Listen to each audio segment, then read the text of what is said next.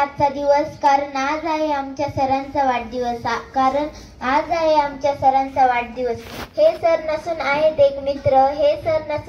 एक मित्र, आणि किती छान असतं त्यांचं चित्र,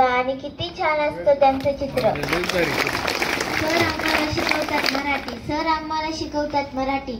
त्यांच्या डोक्यात नुसती चालू असते